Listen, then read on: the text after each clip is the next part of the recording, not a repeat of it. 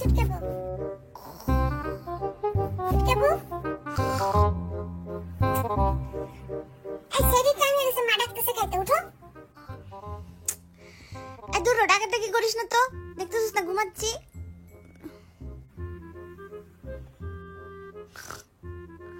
খালামণি কিন্তু ওয়ার্নিং দিয়ে দিছে, অসহ্য। তোর বলছি না ডাকাডাকি করিস না, কি শুরু করছস? তুমি যদি কথা না শোনো না, খালামণি কিন্তু বলছে আমার মারে ওই পাওয়ার দিয়ে দিছে তোমারে উত্তম মধ্যম দিতে।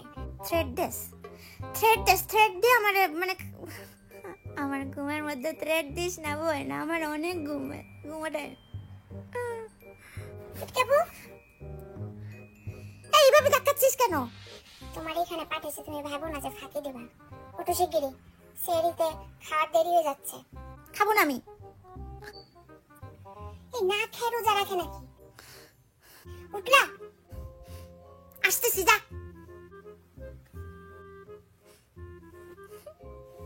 ঘুমাইতে পারে না মানে ঘুমানো কি পাপ? ঘুমাইতে পারবো না?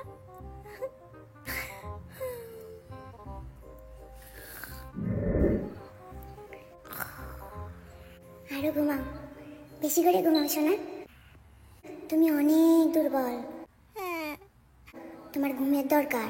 আমি অনেক টায়ার্ড, আমার অনেক ঘুমের দরকার। উঠো না, উঠো না। আপনি কি আমার এত আদর করে ঘুম পড়াচ্ছেন, থ্যাংক ইউ। আমার কষ্ট কেউ বোঝে না।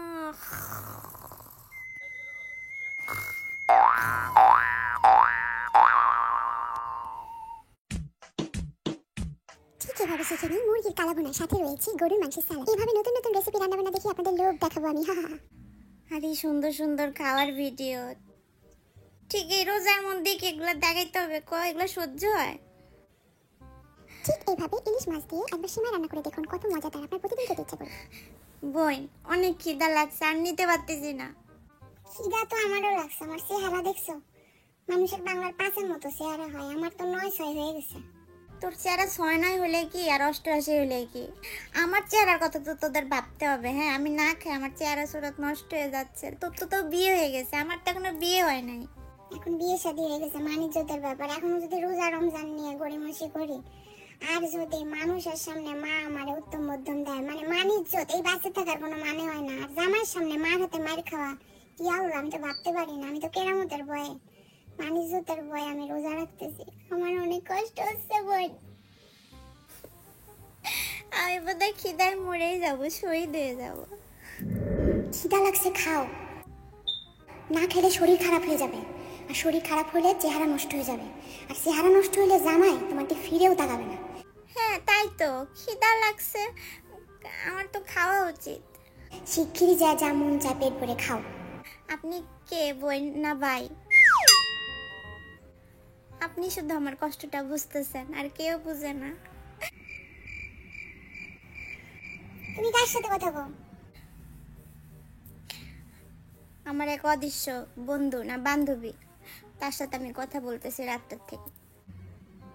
সেই শুধু আমার কষ্ট বুঝতেছে, তোরে তো বুঝতেছিস না। মানুষের রোজা রাখা মানে দুর্বল হয়, এইটা হয় সেটা হয়। তুমি তো পাগল হয়ে গেছো। কি কস? এই তুমি তো মানসিক রোগী হয়ে গেছো। এই মানসিক রোগী মানে আমি অসুস্থ, আর অসুস্থ লোকজনের তো রোজা রাখা ফরজ না। আমার তো রোজা রাখা লাগবে না, আমি খাই ফেলি। জি না, মানসিক রোগীদের আরো ডাবল রোজা রাখতে হয়। মানে আমরা যদি 12 ঘন্টা রাখি, তোমরা রাখবা 24 ঘন্টা। এই তোমার বলত পাইছস? হ্যাঁ, তুই শত্রুতামি করতেছস আমার সাথে। হ্যাঁ, তুই আরো চাচ্ছস, মানে আমি কষ্ট পাচ্ছি না, তুই আরো চাস আমি ডবল ডবল কষ্ট পাই। তুই বোন নামের কলঙ্ক।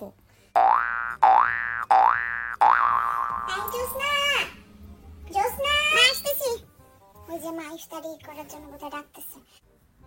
তুমি তাড়াতাড়ি আসো। তাড়াতাড়ি আসো মানে? কই আসবো? তুমি কি গড়ানোর জন্য আসছো? হ্যাঁ অবশ্যই আমি গড়ানোর জন্য আসছি। মা আমাদের দুনিয়ার খাটানো খাটায়, সেখানে আমি আমার খালার বাসায় আসছি। খালার বাসা মানে বুঝোস? যেখানে আরাম আর আরাম, শুধু ভালোবাসা, খাওয়া, ঘুম, যত খুশি মোবাইল টেপা। আমি তো এই জন্য এখানে আসছি বুদ্ধি করে। আমি কি তোদের সাথে কাজ করতে আসছি?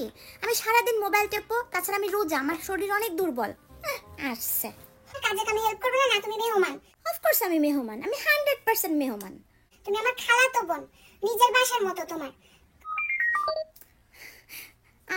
আমি রোজা রাখলে না এত দুর্বল হয়ে যায়, দেখ মোবাইলটাও টিপার শক্তি পাচ্ছি না, কত কষ্ট করে টিপাচ্ছি। প্লিজ আমার কিছু বলিস না। না আমাদের দুর্বল লাগে না, আমরা রোজা রেখে একেবারে সুপারম্যান হয়ে গেছি, যত কাজ আমরা করবা, তুমি রেডি রেডি খাবা। যাবাক কুটনি কোথাকার, যা সব তুই সব কর, আর শরবত গুলায় রাখ, আমি এসে একটু পরে লেবু চিপে দিবা না, ব্যাস ওটাই অনেক বড় হেল্প।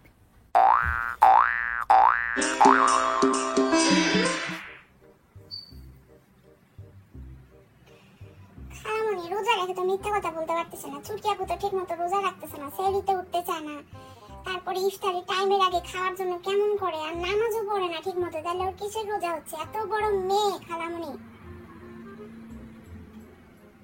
তুমি আসতেছ? আচ্ছা আচ্ছা তাড়াতাড়ি আসা।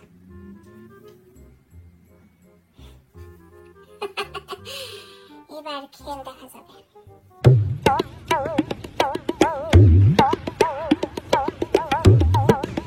আশেপাশে কেউ নাই, সব ইফতারি বানানো ব্যস্ত। ইফতারির সময় এখনো 2 ঘন্টা আছে, আমার যে খিদা লাগছে খাইনি, আমি 2 ঘন্টা ওয়েট করতে পারবো না।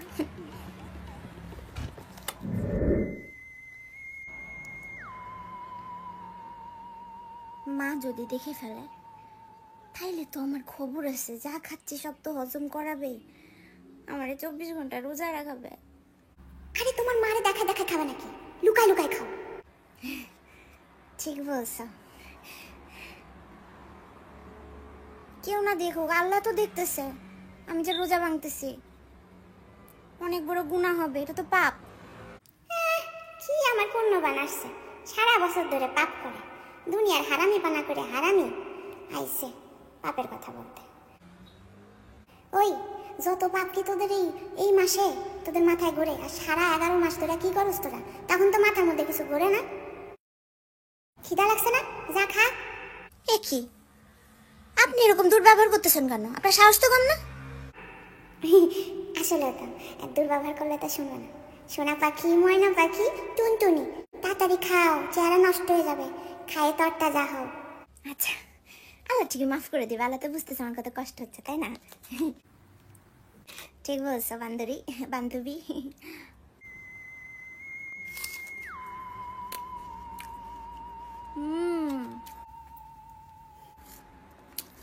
আল্লাহ তুমি আমার 2 ঘন্টা কম রোজ অ্যাকসেপ্ট করো, হ্যাঁ আরেকদিন 2 ঘন্টা বেশি রেখে দেবো না।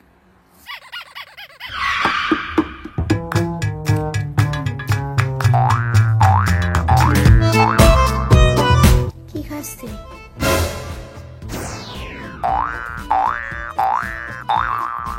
এই তুই রোজা খালে কি খাস?